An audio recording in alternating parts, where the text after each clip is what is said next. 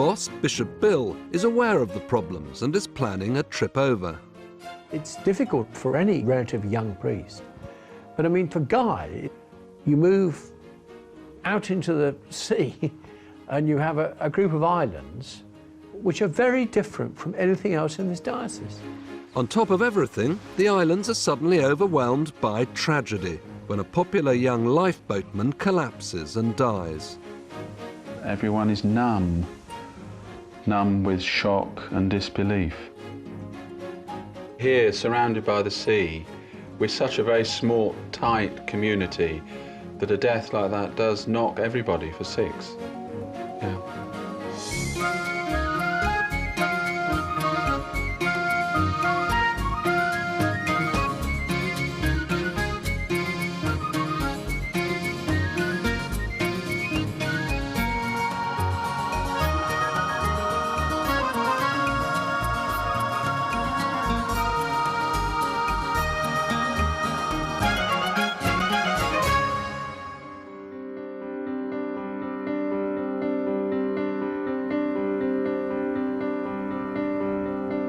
It's midsummer on the 5 inhabited Isles of Scilly, 30 miles off the west coast of Cornwall.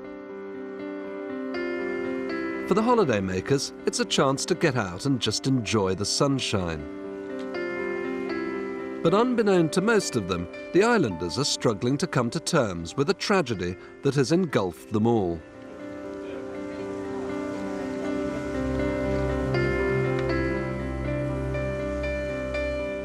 Today it's the funeral of the popular young lifeboatman Nathan Woodcock, who died suddenly after collapsing at the end of a gig race a few days ago. Many of the shops are closed. Boat trips have been cancelled. And for the first time ever, the airport is shut down as a mark of respect for the funeral of a man who everyone knew and loved.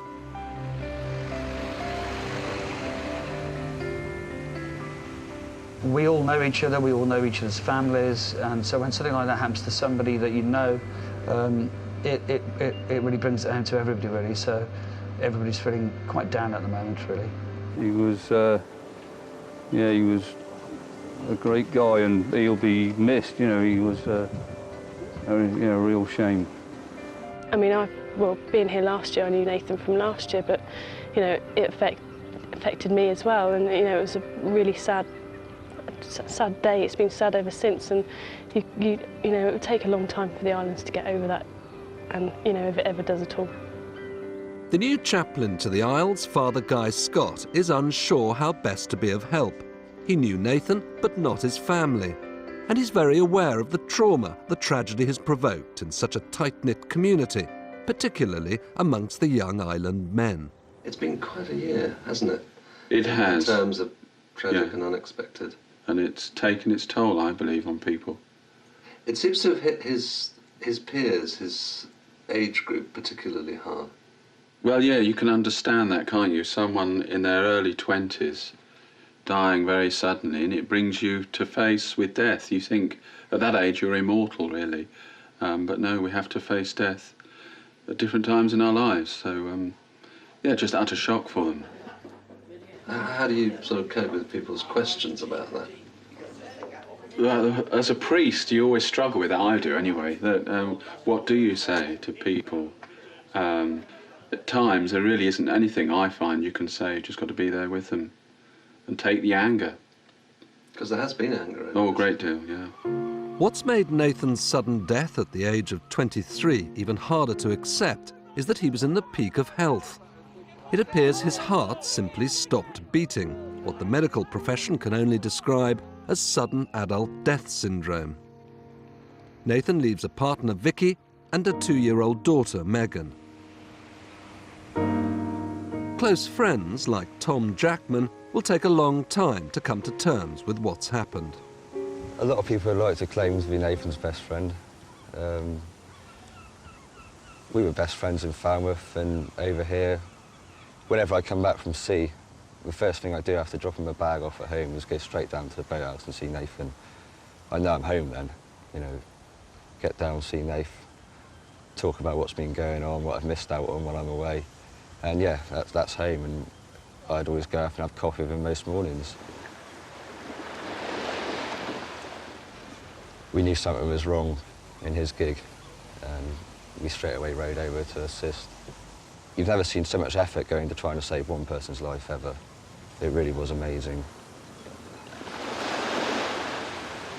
If you were to actually ask me this time last year if you could take anyone away from these islands that would have a big effect on me, I'd say Nathan. You could ask that question to every other local over here, and his name would come up more times than anyone else's. He really is missed.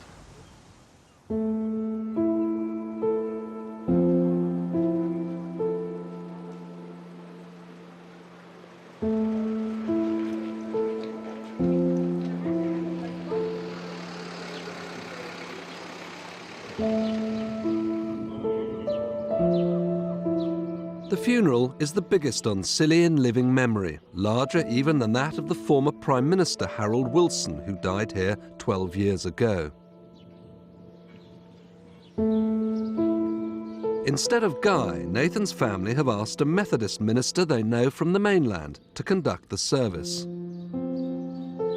Following tradition, Nathan's body's carried across the island to be buried in the little churchyard at Old Town Bay.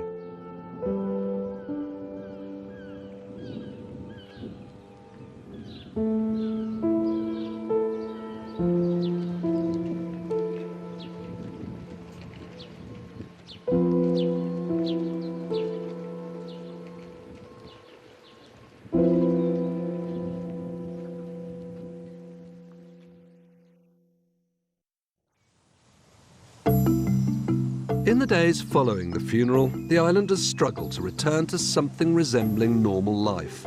There's a living that still has to be made. Away from the island's famous beaches and out of sight of many of the holiday makers, there's a burgeoning little industry on Scilly which could in time make a big contribution to the long-term financial security of the islands. In an economy that relies totally on tourism, the islanders constantly have to think of new and imaginative ways of teasing money out of the visitors. In the last few years, more and more of the locals have been trying to earn a living from art and craft skills. There's a perfumery making use of island flowers run by Peter Hobson, better known as Pete the Hat. You make use of the native flowers? As much as I can. I literally use anything that grows over here. My motto is, if it doesn't move, dry it. And so I go into the fields. The fields over here, as soon as I walk past them, all the flowers wilt because they are going to nip their heads off and use them into potpourri, into soap and into all sorts of products. There's even a stained glass window workshop run by Oriel Hicks, who's married to boatman Fraser Hicks's brother Steve. There's quite a thriving little sort of cottage industry behind the scenes here on Scilly. Yes, there's a lot of craftspeople who work in, say, and artists, of course. You've got the white sand and the turquoise sea, and the quality of light is very bright, and it's lovely to paint. And it's, you know, the colours are very inspiring. So there are a lot of craftspeople here. People here also seem to be able to make very good use of natural materials. Yes, yes. There's people who use recycling driftwood, shells. If you can recycle it, you recycle it, because there's a problem getting rid of anything on Scilly. One of Oriel's biggest projects to date has been the creation of 4 special memorial stained glass windows for the beautiful little church over on the island of Bryher. And she's working to finish the last one in time for the imminent arrival of the Bishop of Truro, Bishop Bill. What an honour to be able to actually put stained glass into a local church that's that beautiful. And it'll be there, hopefully, for hundreds of years. There are other developments underway too. Just behind the beach at Porthmelon, on the main island of St Mary's, there's a little estate agency. It's run by Tim Guthrie, who, as well as handling the few properties that ever come onto the market on Scilly, looks after holiday rentals for the islanders. Oh, OK. Yeah, that's absolutely fine. Yeah, no problem at all. Above his office, there's a tiny attic. And it's here that Kerry Jones, who's recently arrived from the mainland, hopes to create the world's smallest radio station, Radio Scilly. This will be the on-air studio, where all the on-air programmes are going to come from. And then back through here, there's going to be just an office space where we can produce the programmes, where we can set up interviews, deal with accounts, or send emails from and back. So, Kerry, what's the schedule from here then? This is actually going to be the studio here, is it? This will be the studio from here. We've got a big paint job that starts next week. We'll all be sort of putting our overalls on. And meanwhile, Tim here is actually conducting his normal business just down below stairs. Is that going to be a problem with people coming in and out and stuff? No, I don't think so. I think it's going to add a bit of excitement to the office, to be honest with you. Yeah, absolutely. No, I'm looking forward to it. I think it'll be really good. Yeah. A rumour has it, Kerry, that you're actually going to give this guy his own programme. Absolutely. Well, he's asked for one, and anybody who's a resident on the islands can present a programme. We're prepared to train people up at no fee to develop skills on the islands. And Tim sometimes wanted to do a chat show. You haven't decided what sort of time slot you want yet, have you? No, we haven't yet. So we'll be talking about it. It'll be a bit more comfortable than having just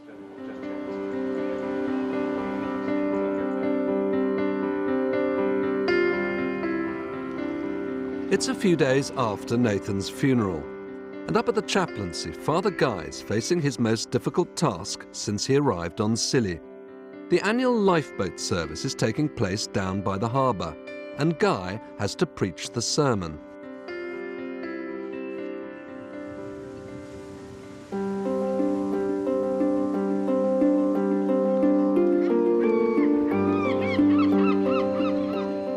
The turnout for the service is the biggest anyone can remember.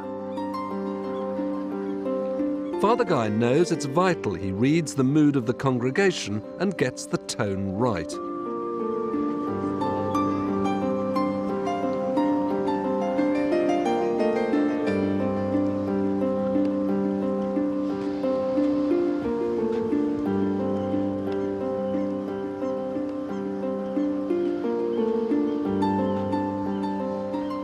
Months ago, when I was first told that I'd be preaching, it seemed a fairly straightforward matter. A quick something about the selfless bravery of those who risk their lives to save others in peril. Easy. But events have intervened and conspired to make this lifeboat service as far from straightforward and easy as it's possible to be. And that, I believe, ultimately is no bad thing.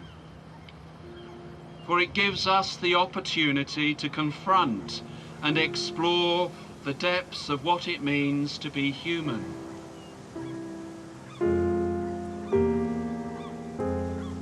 The ripples from Nathan's death have spread throughout our island community.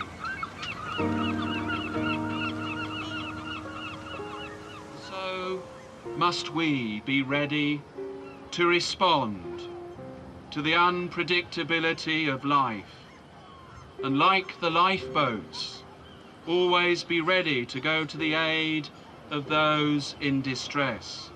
It's not been an easy service for anyone.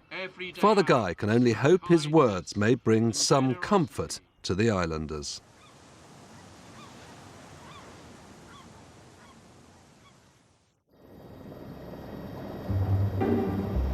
A few days later, and a very welcome figure arrives on St Mary's from the mainland.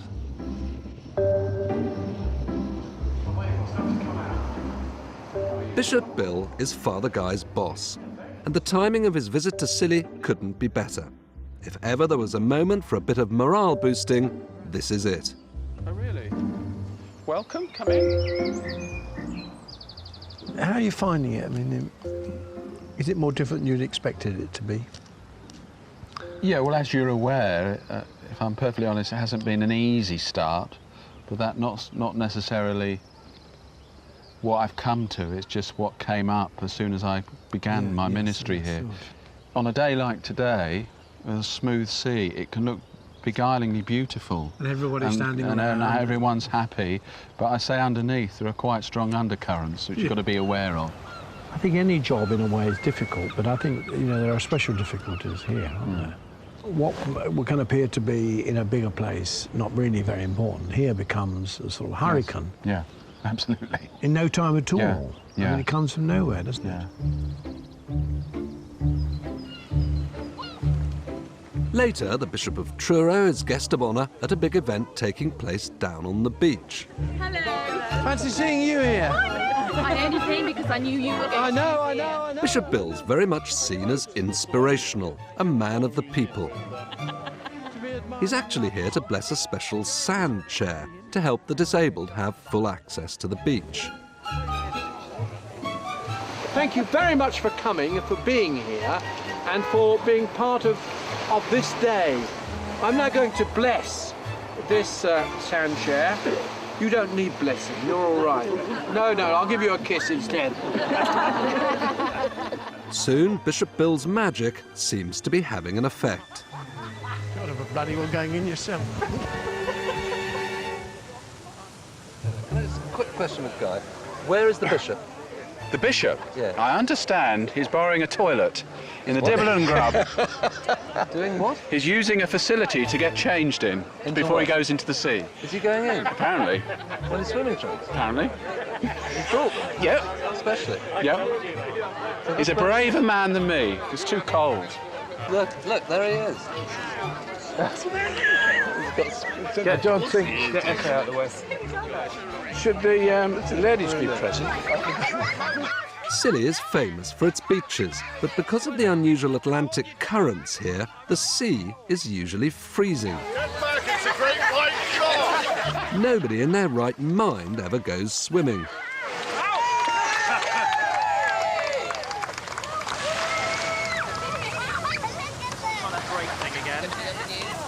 That's all right, Molly, you can relax. That's it.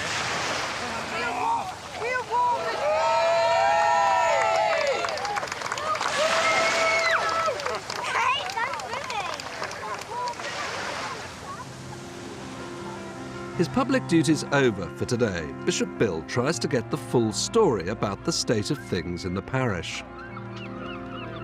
He wants to find out what he can from church wardens Sue and Fiona. We make our own of this. Do you? How is it all going with it? Oh, guys, is he coping? With our new incumbent. I mean, he said, of course, the thing is, it isn't Cornwall. No. You know, it is its own place. I think it's harder work than he thought it would be. Well, it's different, certainly. Different work, yes. To be honest with you, I mean, I like coming here. I mean, it is a beautiful place. The people are lovely. But I don't think I could be the vicar here. Why not? Because, well, I think because you're so sort of, I mean, goldfish bowl-like. I mean, you know, there is nowhere you can go to escape or to, you know, to relax, to, you know, you have to make a conscious effort to do it. And of course, Guy knew all this, didn't he, before he came? Well, there's a difference between knowing something, you know, that I told him that, and other people told him that. But of course, you know how it is with kids. You tell kids, you know, you'll find this, this, and this, and they say, oh, no, and then of course they find out. And I think that's actually what's happened.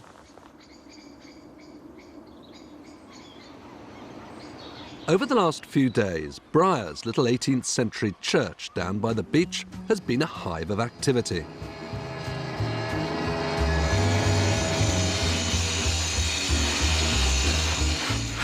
Oriel Hicks and her team are busy putting in the final new stained glass window, ready for Bishop Bill's visit.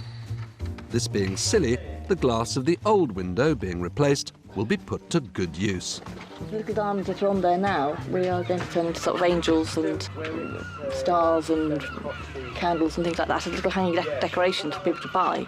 Nothing's wasted on Scilly? Nothing's wasted on Scilly, absolutely, no.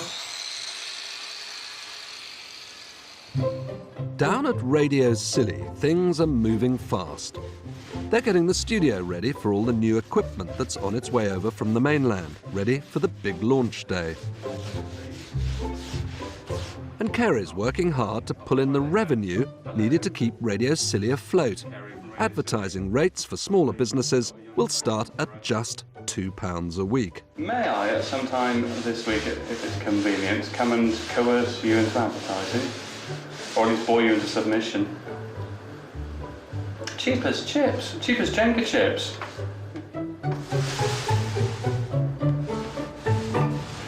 Let me come and see you.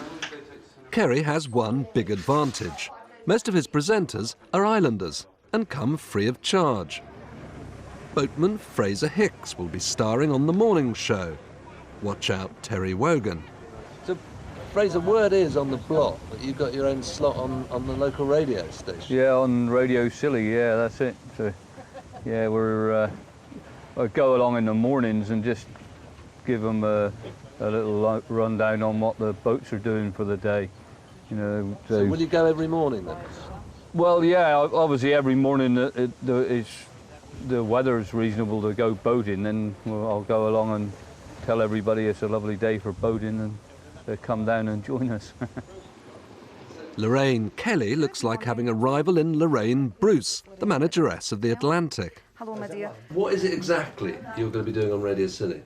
Well, to be honest with you, I think I'm going to be an agony aunt. Right. That people can phone in, but I'm not going to be a serious agony aunt. How can you not be a serious agony aunt? I think you'd have to take that up with Kerry. He's coming up with some fun ideas. They're not the only ones. Kerry's persuaded boatman Phil Culver and his mates to do a weekly comedy sketch show. The council dog warden, Maggie Perkovitz, will be writing a soap opera to be performed by the local amateur dramatic group called The Islanders. While down at St Mary's Wholesalers, guidance for the big moral issues of the day will come from behind the bookkeeper's desk and Father Guy's church warden, Fiona. Well, they've asked me to do Thought for the Day. Oh, right. Yeah, I'm not quite sure what it involves yet, other than I'm not going to be the only one, thank goodness, but coming up with lots of thoughts. That's going to be quite a challenge, isn't it? Coming up with a good moral thought It's for the day. going to be very challenging, I think. I think some people might be questioning my morals by the end of it. So they never flew. He seems to want fun on the radio, and he seems to think that I might be a bit of fun, so I don't know. Why does he think that?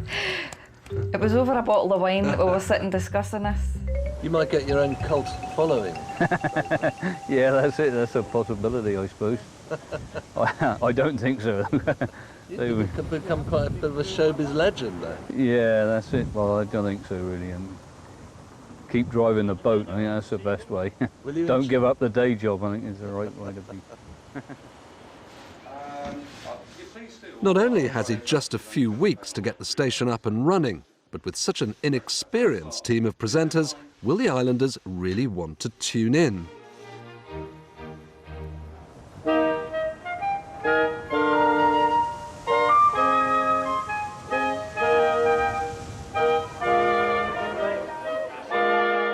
It's the day of the annual Round the Island yacht race.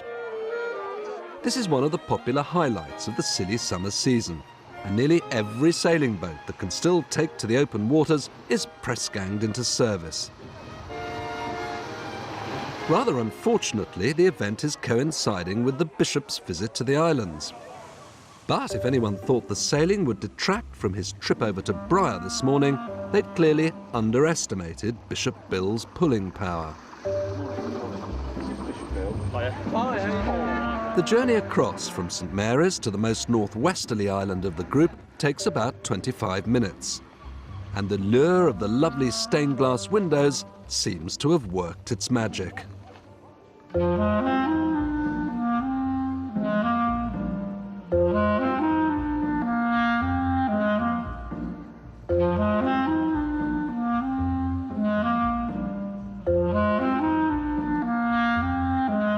Rarely have so many people been arriving at the little church.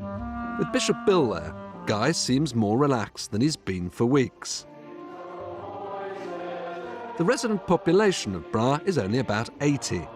Bishop Bill knows how important a building like this is in such a small and remote community. It's tempting to come into this building and see these lovely windows and to go into all sorts of reveries and fantasies about the world. That's not what this building is for. This building is above all the place of offering. It's a place where people bring their lives, all the good bits and the bad bits, all the bits that they're responsible for. We come here to be given the strength to do all that we can to make sure that the light continues to come. And now we can bless the windows. the bishop puts the holy water to use in his own inimitable way.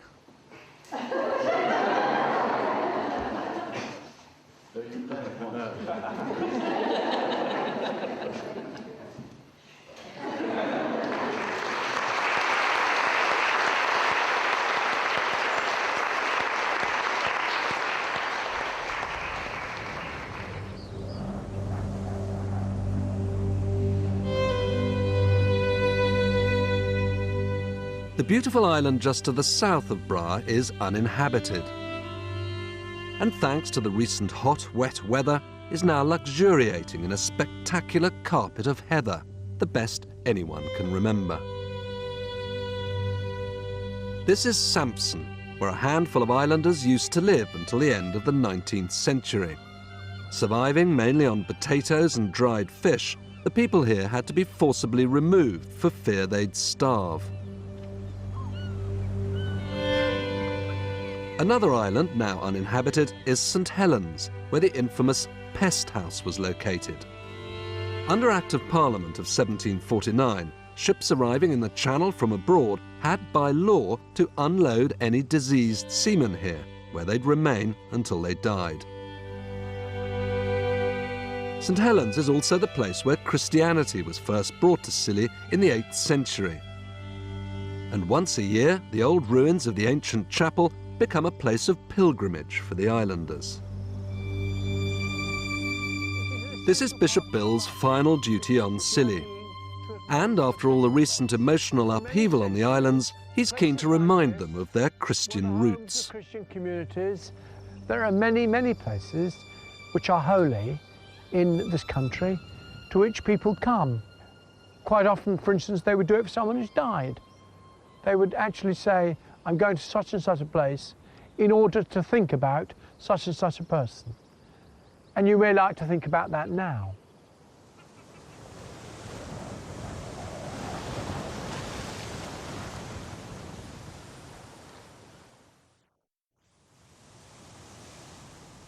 Next day, and it's time for the bishop to say farewell to his remotest parish.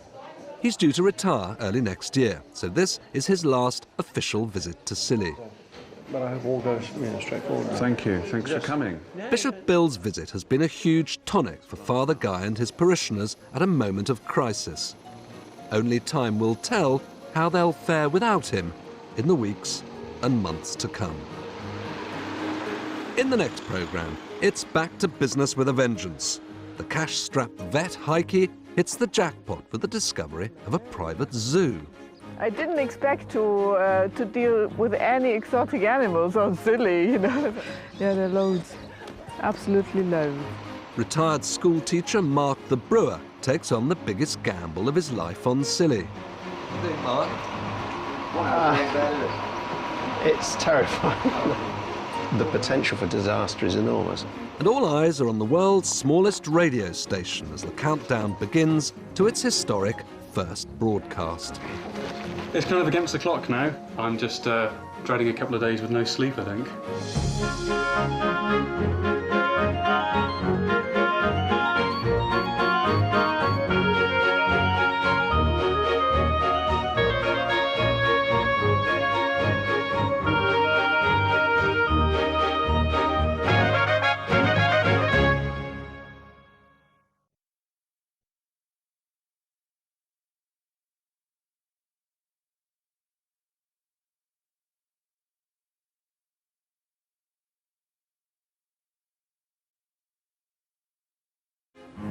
After a difficult start to the summer on the Isles of Scilly, Bishop Bill has made a morale-boosting visit to his remotest parish. He's using a facility to get changed in before he goes into the sea. Is he going in? Apparently. He's a braver man than me. Following the bishop's visit, there's a sense of renewal on the islands. They're on the brink of a new technological era, with the imminent launch of the world's smallest radio station, Radio Scilly. So how long until you are actually on it? We start in, I'm not even going to count, because I'll be waking up at 4 o'clock in the morning having nightmares. And things start